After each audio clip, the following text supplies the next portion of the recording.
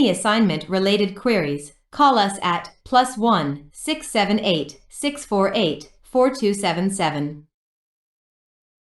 You can mail us at support@solidworksimonthhelp.com or reach us at https://www.solidworksassignmenthelp.com. Mechanics of fatigue and fracture. Assignment help. Problems. 1. Problem 9.12, Problem 9.23, Problem 9.44, Problem 9.5. Question 5. In class, we discussed the approach to deriving the stresses, strains, and displacements for a linear elastic crack subjected to Mode 3 loading. Derive the spatial distribution of stresses and displacements for the Mode 3 crack. Compare your results with equations 9.49 and 930. SolidworksAssignmentHelp.com. 1. From the class notes we know. Regardless of whether the loading is fixed load or fixed displacement. We are told that a sample with a crack length A equals 25 mm failed at a load F equals 158 knots. We are also given that the value of the width B is 25 mm. We need to evaluate the DCI determ, and we are given values of C, A, at two values near the value of the crack length at which the material failed. By definition, C equals U/F, so that solutions. Since C, A, varies by such a small amount over this range, we may approximate. SolidworksAssignmentHelp.com.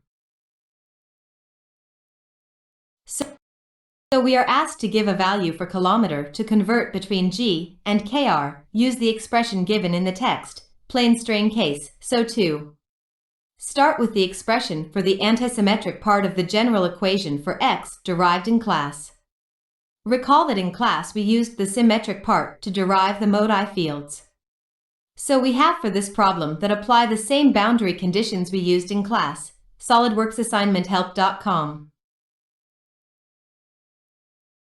These correspond to imposing the condition that there can be no stress on the crack faces. These conditions are the same for Mode I, Mode 2 or Mode 3.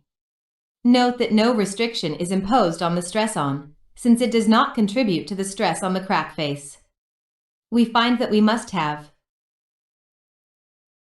from the same physical reasons discussed in class, energy must be bounded. We must have that A equals 1/2. This condition is always true for this crack problem, whether it is Mode I, Mode 2 or Mode 3. With that condition, the second of the above conditions is automatically satisfied, cos I equals 0, so we must have that A2 plus B2 equals 0, so X has the form. We may now evaluate the stresses using the Airy stress function relations. In an analogous way to the Mode I problem, we define A2 equals KIIIV5IR, so that SolidworksAssignmentHelp.com. Unfortunately, we are not done yet. To make the formulas look nicer and allow us to compare with the book, we should eliminate the terms involving cos V and sin Y by replacing them with terms involving cos and sin.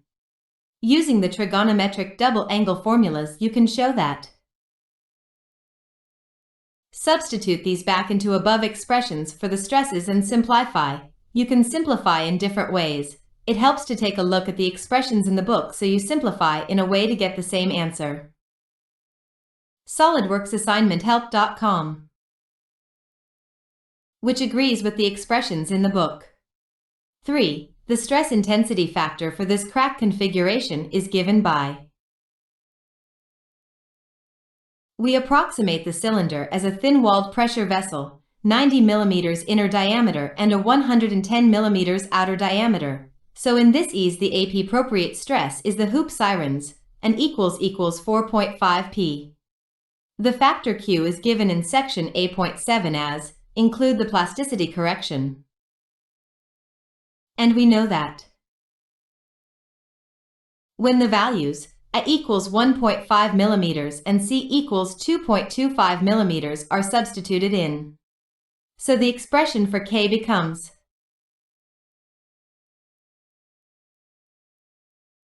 Solidworks assignmenthelp.com.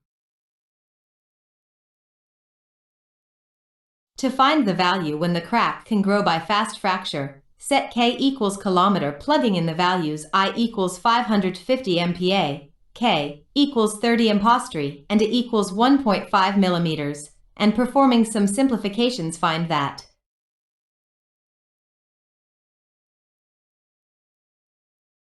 use the above equation to solve for Alas.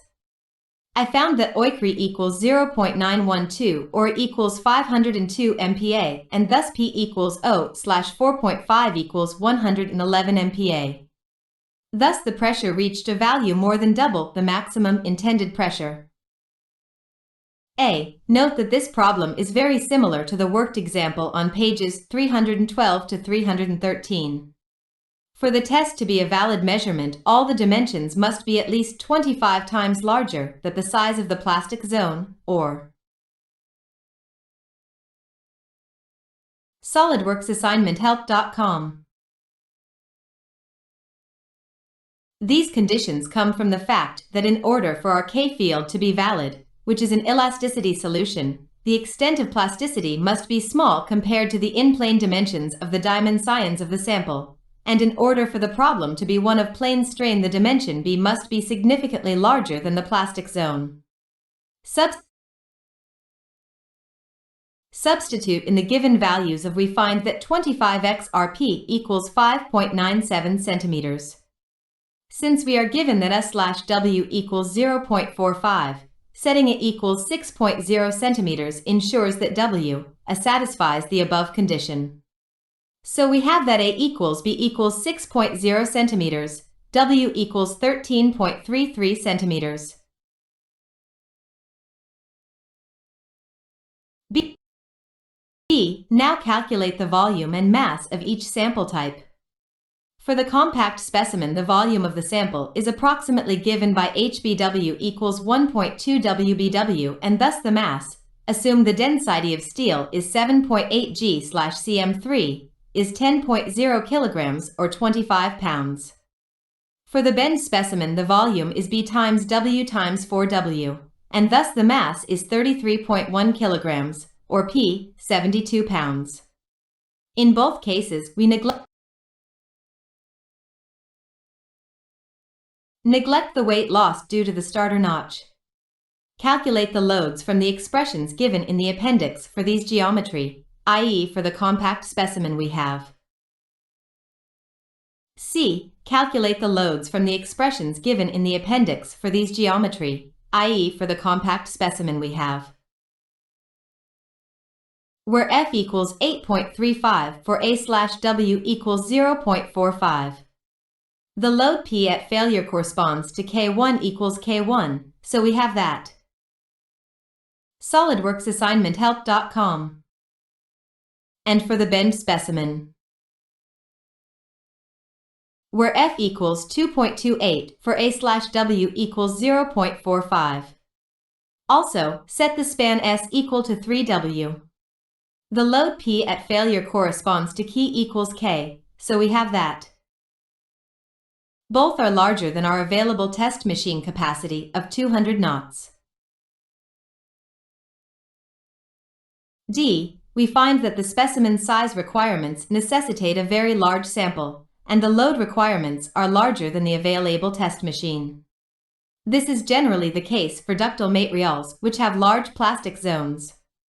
Even by cleverly changing the specimen dimensions, I.EA/W, the load requirements are too high. One possibility is to test at low temperatures. As the temperature is decreased, both K and AV decrease, but generally K decreases faster than I, so the plastic zone size, and thus the required specimen. Solidworks assignment